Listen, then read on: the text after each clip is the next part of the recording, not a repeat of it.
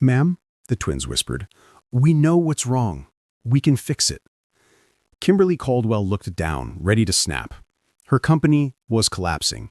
$3 billion disappearing by the second. 10 experts had failed. And now, 2 8-year-old girls with matching ginger curls were interrupting the worst moment of her life. Children, actual children, claiming that they could solve what top 10 experts in the industry couldn't. But she had nothing left to lose.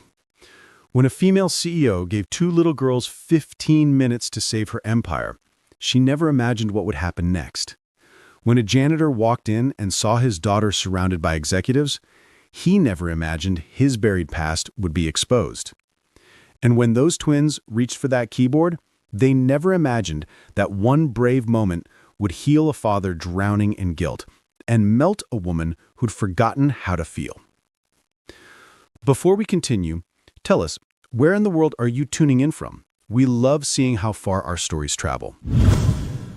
37 minutes earlier, Kimberly had been reviewing quarterly projections in her corner office, perfectly composed in her tailored suit, her long curly blonde hair swept into an immaculate low bun.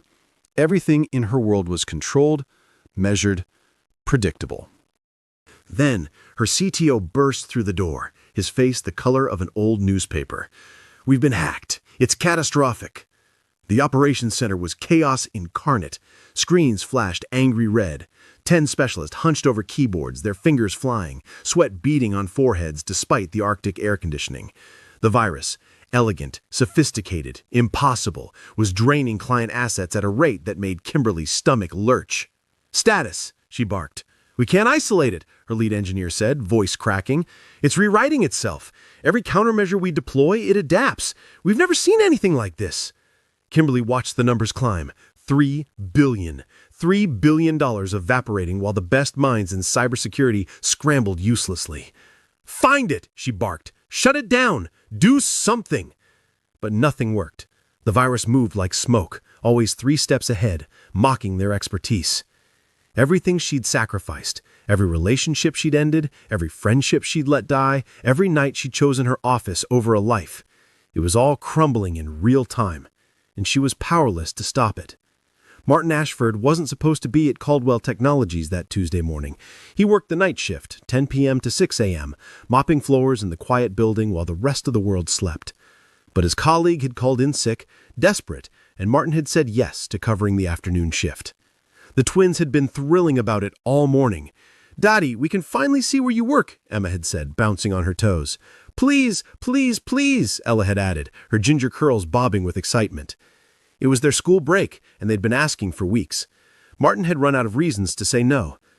At 8:30 a.m., he walked into the gleaming lobby with Emma and Ella flanking him, their matching backpacks making them look even more identical. The building during daylight hours felt foreign, filled with people in sharp suits, the energy of productivity humming through every corridor. So different from the empty, silent halls he knew. He took them to the small janitor's break room on the second floor. Worn couch, scratch table, coffee maker that had seen better decades. "Stay here, okay?" Martin knelt at her level, making sure they understood. "I need to grab supplies from storage. I'll be right back. Don't wander off." "We promise, Daddy," Emma said solemnly. "Cross our hearts," Ella added. Martin kissed both their foreheads and headed down the hallway. The twins lasted exactly 5 minutes. "Do you hear that?" Emma whispered, tilting her head toward the door. Ella nodded. Raised voices, hurried footsteps, something electric and wrong in the air. "We should stay here," Ella said, but she was already standing. "Just a quick look," Emma agreed. They slipped out and followed the sound up the stairs. The commotion grew louder with each floor. Shouts, rapid keyboard clicks, tension so thick you could taste it. At the doorway of a massive operations center they stopped. Dozens of people crowded around enormous screens. Code, beautiful, complex, deadly, flowed across the displays. At the center stood a woman with blonde hair, her face pale, her hands clenched so tight her knuckles had gone white. Emma and Ella understood immediately. The patterns, the panic, the desperation. This was a cyber attack, and it was winning. They exchanged that look, the one only twins could share. An entire conversation in a glance. Should we? What if they don't listen? What if Dad finds out? But Dad always said to help when we can. Emma remembered the night, months ago, when they'd been walking home and saw an elderly man struggling with groceries. Martin had stopped immediately. We help when we can, girls. Always. That's what makes us human. Decision made. They stepped into the room.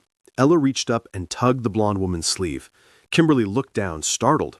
Two little girls with matching ginger curls stood before her, completely out of place in her war room. Yes, Kimberly snapped, patience worn to nothing. Who are you? How did you get in here? We can help, Ella said quietly. What? The virus, Emma added, pointing at the screen. We can stop it. For a moment, Kimberly could only stare. These were children, no more than 7 or 8 years old, barging into a corporate catastrophe with backpacks and juice boxes. This isn't a game, Kimberly said, her voice dropping to dangerous levels. Where are your parents? How did you even get up here? Our dad works here, Emma said quickly. He's getting supplies. But please, ma'am, really we can help. That's a polymorphic worm with recursive encryption. It's brilliant, actually, but there's a pattern to— A what? A senior engineer spun around in his chair. The virus is rewriting itself every 37 seconds, Ella explained, her 8-year-old voice matter of fact. That's why you can't isolate it. But it leaves trace signatures in the system memory. If you track the ghost footprints instead of chasing the active code, you can predict where it'll resurface and build a cage around it. The room went silent. Every head turned. 2 little girls were speaking like they'd written a textbook on advanced cybersecurity. Your father works here? Kimberly repeated slowly. Doing what? He's a janitor, Emma said simply. Night shift usually. He's covering for someone today. The CTO stepped forward staring. How old are you two? 8, they said in perfect unison. Let 'em try, someone called from the back. We've got nothing to lose. We've already lost everything.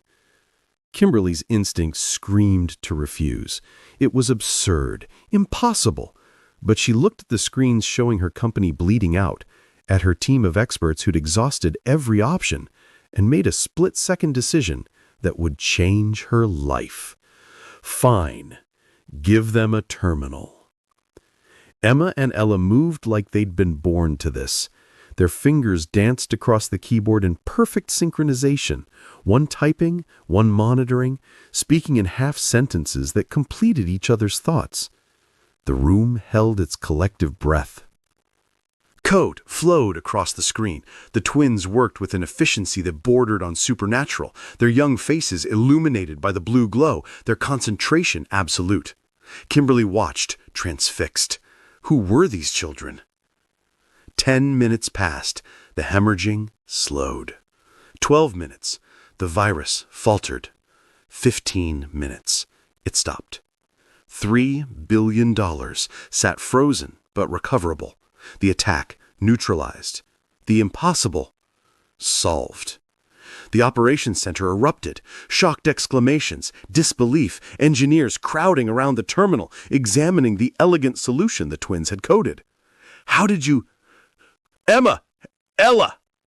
The voice from the doorway cut through everything. Male, strangled, terrified. Martin Ashford stood there in his janitor's uniform, a box of cleaning supplies forgotten in his hands, his face white as chalk. His daughters were surrounded by executives and engineers, their hands still on the keyboard, and his greatest fear was realized. What did you do? The twins spun around. Kimberly saw something that cracked her icy exterior. Genuine fear on their faces. Not fear of punishment. Fear of disappointing him. Fear of causing him more pain. Daddy, we're sorry, Emma whispered, tears starting. We were supposed to stay in the break room. We just wanted to help, Ella added, her voice breaking. We heard the noise and we came up and— Martin dropped the box. Cleaning supplies scattered across the expensive carpet as he crossed the room in 3 long strides and pulled both girls into his arms. Kimberly expected anger, shouting. Instead, she watched this janitor, this man who cleaned her floors at night, hold his daughters as his shoulders shook. I'm proud of you, he said, his voice thick with emotion. I'm so proud of you both. The twins started crying in earnest, relief flooding through them like breaking dams. "We thought you'd be angry." "Never." Martin pulled back to cup their faces, his thumbs wiping away tears. "I'm sorry. I'm so sorry I made you think you had to hide who you are. I'm sorry I let my pain steal your dreams." Kimberly watched, something unfamiliar and uncomfortable stirring in her chest. When was the last time anyone had looked at her with that much pure love? The CTO stepped forward cautiously. "Sir, I don't know who you are, but your daughters just saved this company. They're the most talented—" "Wait," one of the senior engineers interrupted, staring at Martin with widening eyes. "You're Martin Ashford? You're Martin Ashford? You designed the Fortress Protocol. You worked at Quantum Defense Systems. You were a legend in cybersecurity. What are you—" "Not now," Martin said quietly but firmly. He stood, keeping the twins close. "But sir, your daughters—" "Thank you for letting them help." Martin's voice was polite, but closed off, his body language screaming that this conversation was over. "Come on, girls." "Wait!" Kimberly's voice cut through the murmurs rippling through the operations center. She stepped forward, her heels clicking on the floor. "Please." Martin paused, looking at her warily. "Your daughters just saved my company," Kimberly said, her voice softer than anyone in that room had ever heard it. "They saved everything I've built. Please let me thank them properly. Dinner, tomorrow night, my treat." "That's not necessary," Martin said, already shaking his head. "I insist." Kimberly looked at Emma and Ella, saw their hopeful expressions. "They deserve to be celebrated for what they did today. Please." "Miss Caldwell?" "Kimberly," she corrected. "And I won't take no for an answer. These two are extraordinary, and the least I can do is buy them pizza." Martin hesitated, torn between his instinct to protect his privacy and the twins' eager faces. "Please, Daddy," whispered Emma. "It's just dinner," Ella added. Martin looked at his daughters, then at Kimberly, and felt something shift in his chest. This woman, the CEO who'd been barking orders minutes ago, was looking at his girls with genuine warmth. "All right," he said finally, "dinner." Kimberly showed up to the restaurant the next evening expecting an awkward obligation meal. What she found instead surprised her more than any data breach ever could. She found herself laughing, actually laughing, for the first time in years, as Emma told an elaborate story about a squirrel they'd named Algorithm who'd figured out how to break into their bird feeder. "So we had to engineer a solution," Ella added, her hands gesturing wildly. "We created a pulley system with counterweights so only birds light enough could land on the feeder." "Did it work?" Kimberly asked, genuinely curious. "For 3 days," Emma said with a grin. "Then Algorithm figured out the pulley system and broke it anyway. We have to respect the hustle." Kimberly laughed again, the sound foreign in her own ears. Martin was quiet, watching his daughters with that soft expression that made Kimberly's chest tighten. When was the last time someone had looked at anything with that much pure love? "What made you start your company?" Emma asked, tilting her head. "I wanted to prove I could," Kimberly said, then paused. Why was she being honest? "I wanted to prove that I was worth something." "You're worth lots of things," Ella said matter-of-factly, "like at least 12 things, maybe even 15. Kimberly felt something crack in her chest. 15 things? That's pretty generous. "We could make a list if you want," Emma offered seriously. After the twins got distracted by their coloring menus, Kimberly turned to Martin. She'd been curious since yesterday. No, if she was honest, she'd been consumed by curiosity. "Can I ask you something?" she said quietly. Martin looked up from his water glass, his expression guarded but not unfriendly. "Depends on the question." "Why is one of the most brilliant cybersecurity architects in the industry working as a night janitor?" Martin was silent for a long moment, his jaw working. Kimberly almost apologized, almost took it back, but then he spoke. "Because I couldn't do it anymore. The work that I loved, the work that defined me. I couldn't do it without remembering what it cost me. What did it cost you? Martin looked at his daughters, making sure they were still absorbed in their coloring. When he spoke again, his voice was barely above a whisper. My wife, Grace, 12 months ago. Kimberly's breath caught. I was working late, Thursday evening, critical security update. Martin's hands tightened around his glass. The twins were with me at the office. They often were. They loved being there, surrounded by all the technology. He paused, and Kimberly waited, sensing he needed to tell this at his own pace. Grace called around 7, said she'd come pick us up, take us to dinner. The twins loved this Italian place downtown. I told her to give me another hour. Martin's voice cracked slightly. She said, I'll leave now. See you soon, love. Kimberly's heart clenched. She never made it. A drunk driver ran an intersection at twice the speed limit, hit her car broadside. Police said she died instantly. Like that was supposed to make it easier. Martin, Kimberly breathed, her hand moving unconsciously across the table toward his. If I'd left work on time, if I'd taken the girls home earlier, if I just said no to one more project, one more late night, his voice broke. Grace wouldn't have been on that road. She'd still be alive, still be here, still be their mother. It wasn't your fault, Kimberly said softly. Wasn't it? Martin looked at her, and the pain in his eyes was devastating. I chose work over family. I chose one more hour over going home. And she died because of that choice. You chose to finish something important. That's not the same as choosing work over family. And a drunk driver chose to get behind the wheel. That's not on you. Martin shook his head. Logically, I know that, but guilt doesn't care about logic. It eats at you anyway, every single day. So you quit. 3 weeks after the funeral, cashed everything out, set up trust funds for the girls, and took the first job I could find that had nothing to do with technology. I thought if I ran far enough from the work that cost me Grace, I could escape the guilt. Did it work? No. Martin's laugh was bitter. It just made me hollow, like I was living without purpose, drowning in guilt every single day. But at least I had time with Emma and Ella. At least I could be there for them the way I wasn't there for Grace. Kimberly was quiet for a moment, processing. What you didn't know was that the twins were still coding. Martin's expression softened slightly. In secret, late at night, they'd hidden a laptop under Emma's bed. They protected me from their passion because they didn't want to hurt me more than I was already hurting. They love you very much. They're my reason for breathing, Martin said simply.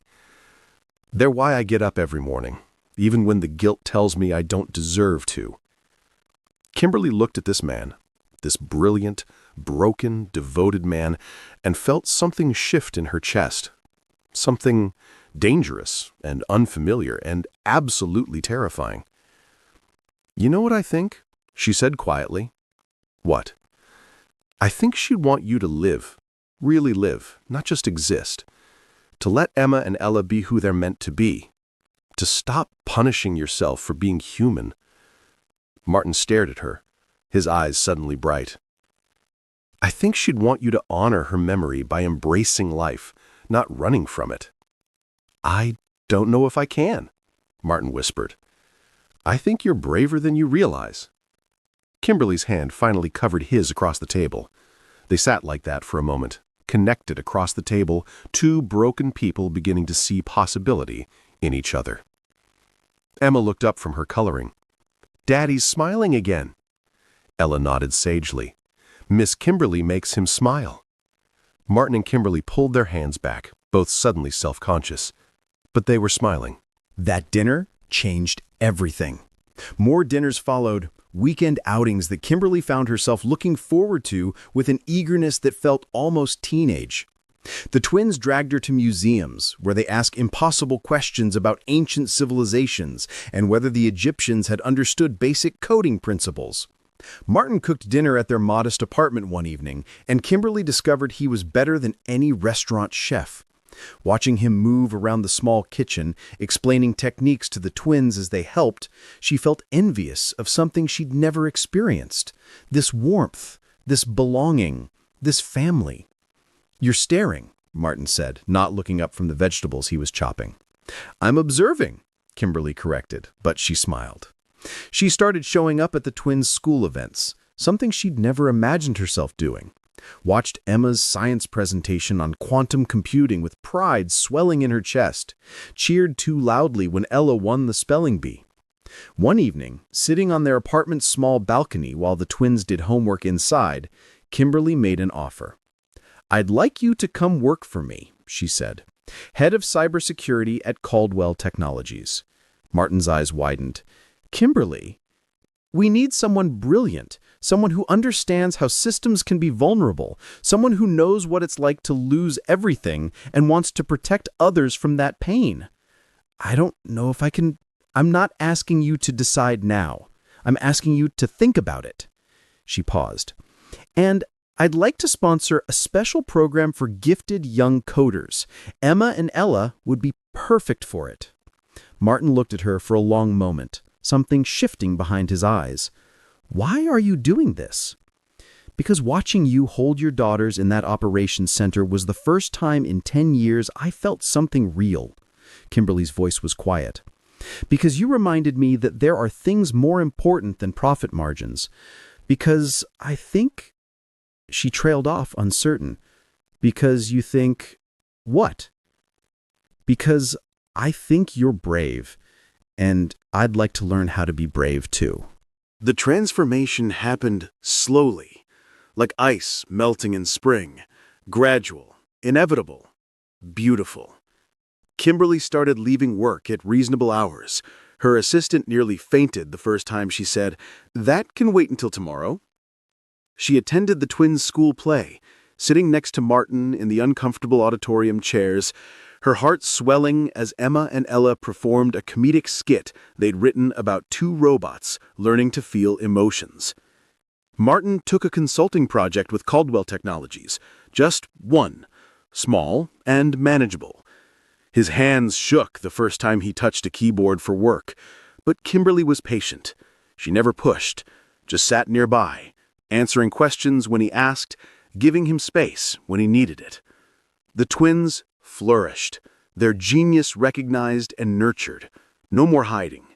They started attending the gifted program Kimberly had created, coming home every day with excited stories about their projects. "Daddy, did you know you can use machine learning to predict weather patterns?" Ella asked one evening. "And we're building a program to help identify food allergies before they become dangerous," Emma added. Martin watched his daughters, animated and brilliant and free, and felt something he hadn't in 12 months: peace. One evening, Kimberly attempted to help Martin cook. It was a disaster of epic proportions. "How did you set water on fire?" Martin asked, half laughing, half horrified.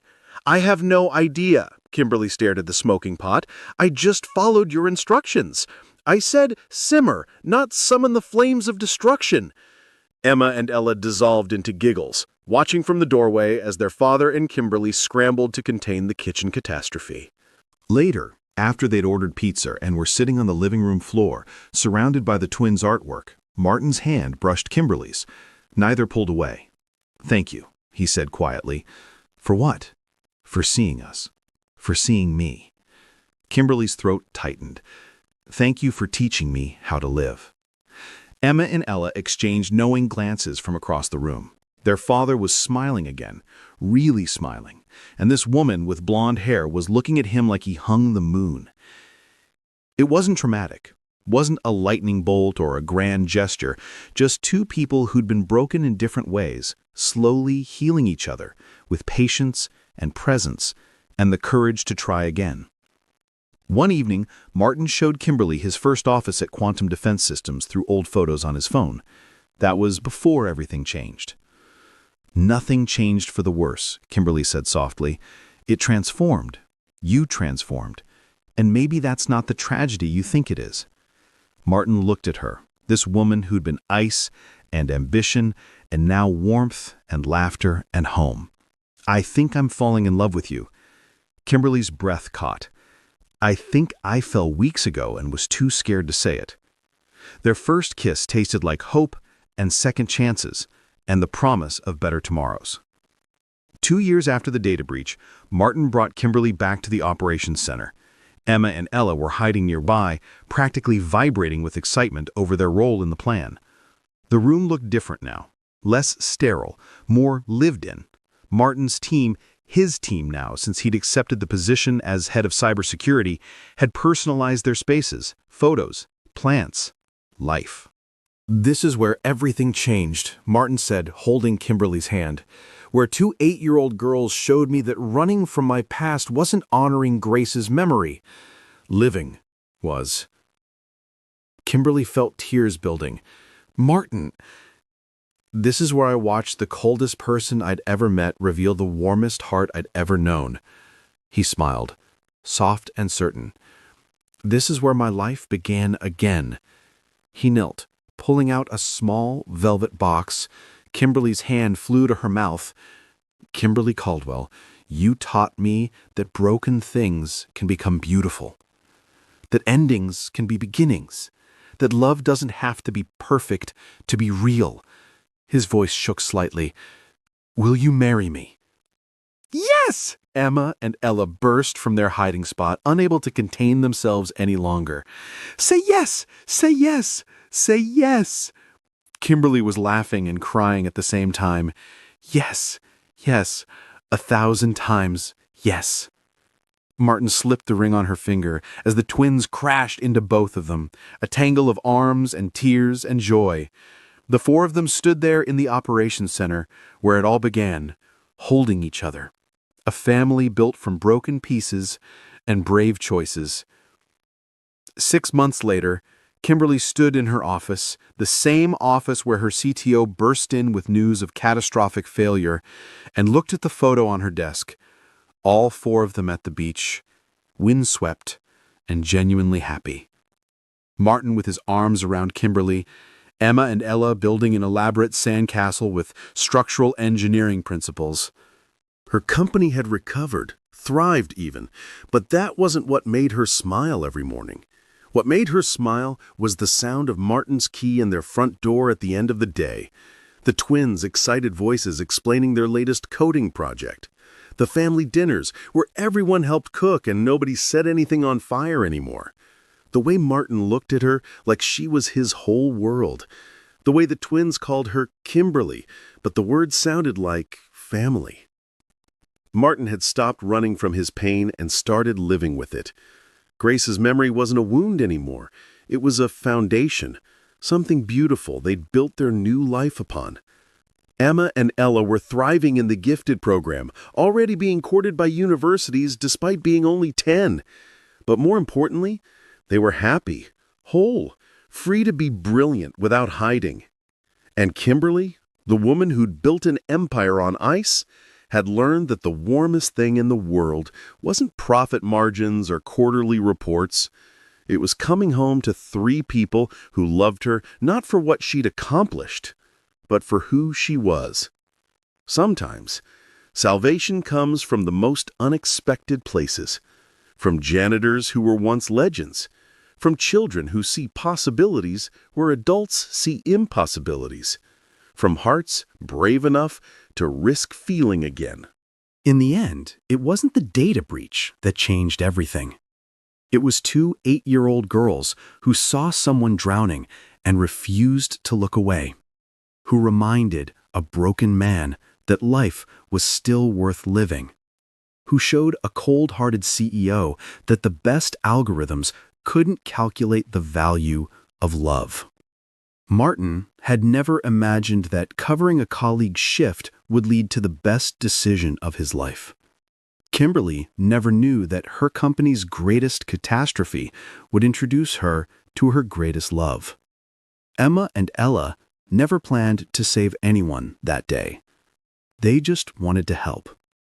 But that's how the best things in life happen, when we're brave enough to help, brave enough to feel, brave enough to try again. Because you never know who's waiting on the other side of your fear. You never know what beautiful things can grow from broken pieces. If this story touched your heart the way it touched mine, please don't let it end here. Let it remind you kindness still matters. Compassion still changes lives, and hope is never wasted. Subscribe and be part of our Soul Lift Stories family, where every story lifts the spirit and reminds us that light always finds its way back. And if this moment moved you, share it, because sometimes sharing hope is the kindest thing we can do.